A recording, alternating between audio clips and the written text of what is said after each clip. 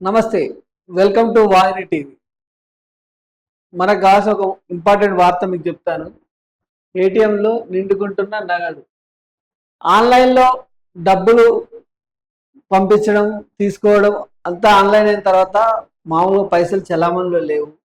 కానీ చిన్న చిన్న అవసరాలకు ఎటైనా కుటుంబంతోటి బయటకు పోయినప్పుడు గానీ, లేకపోతే ఏదైనా కొనడానికి పోయినప్పుడు ఇంటర్నెట్ పనిచేయక అప్పుడు ఇబ్బంది అయినప్పుడు డబ్బులు వాడుకోవడానికి డబ్బులు కావాలంటే ఏటీఎంలలో పైసలు దొరుకుతలేవట. ముఖ్యంగా పట్టణాలలో అయితే ఇబ్బంది లేదు. ఒక బ్యాంక్ ఏటీఎం కాకపోతే ఇంకొక బ్యాంక్ ఏటీఎం ఉంటుంది. కానీ ద్వితీయ చిన్న శ్రేణి నగరాల్లో ఇక్కట్లు ఏపీ తెలంగాణలో మరింత ఎక్కువ. అంటే గ్రామాలు మండల స్థాయిలో ఏటీఎంలు అసలు పనిచేయట్లేదు. పనిచేసినా పైసలు దొరుకుతలేవంట. అయితే ఇదే ప్రాబ్లం ఎక్కువ ఉందని చిన్న చిన్న నగరాల్లో మరింత తీవ్రంగా ఉందని ఫిర్యాదులు వస్తున్నాయి. దీంతో నగరాల్లోని బ్యాంక్ ఖాతాదారులు తీవ్ర ఇబ్బందులు పడుతున్నారు. అయితే పైసలు తీసుకోవడానికి ఏం చేస్తారు, ఏటీఎంలో దొరుకుతలే ఒకటి బ్యాంకులకు పోతున్నారు. బ్యాంకులలో కూడా ఎక్కువ పైసలు లేవు. బ్యాంకు వాళ్ళు ఏమంటారు, మా దగ్గర ఉన్న పైసలన్నీ ఏటీఎంలలో పెట్టడానికి లేదు, మేము కూడా ప్రయత్నం చేస్తాం, ఉన్న కాడికి పెడుతున్నాం, మేమేం చేయాలని వాళ్ళు అంటారు. 2016లో పెద్ద నోట్లు రద్దయిన తర్వాత ఈ ప్రస్తుతం గవర్నమెంట్ అంటే కేంద్ర ప్రభుత్వం ప్లాస్టిక్ నోట్లు తీసుకొస్తామన్న ఆలోచనలు ఉన్నందున అసలు నోట్లు చలామనే తగ్గిపోయింది. 500 రూపాయల నోట్లు కూడా దొరుకుతలేవు.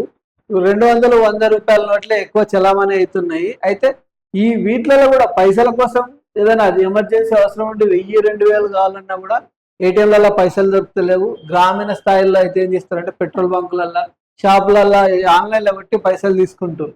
మరి నిజంగానే ఏటీఎంలు పని చేయకపోతే పైసలకు చాలా ఇబ్బంది అవుతుంది. చిన్న చిన్న పనులు చేసుకునే వాళ్ళు, హాస్పిటల్కి వెళ్ళారు, బయట తిరిగే వాళ్ళకు, బస్సులలో ప్రయాణం చేసే వాళ్ళకు, ఎందుకంటే జర్నీలో ఉన్నప్పుడు యూపీఐ పనిచేయదు, ఆ నెట్ సరిగా ఉండదు, అప్పుడు కంపల్సరీ డబ్బులే అవసరం ఉంటాయి. ఫ్యామిలీతో బయటకు వెళ్ళినప్పుడు వాళ్ళ దగ్గర 1000, 2000 ఉంచుకోవాలి. కానీ ఏటీఎంలో పోతే మాత్రం పైసలు దొరుకుతలేవని చెప్పి కంప్లైంట్ చేస్తారు. బ్యాంకులో లేవంటారంటే మా దగ్గర ఉన్న కాడికి పైసలు పెడుతున్నాం కానీ మా దగ్గర కూడా పైసలు ఎక్కువ లేవన్నారు. అయితే ఆర్బీఐ అడిగింది అసలు ఎందుకు ఈ ప్రాబ్లం వచ్చింది, దీన్ని వెంబటే మాకు ఒక నివేదిక ఇవ్వాలని ఆర్బీఐ బ్యాంకులు కోరింది.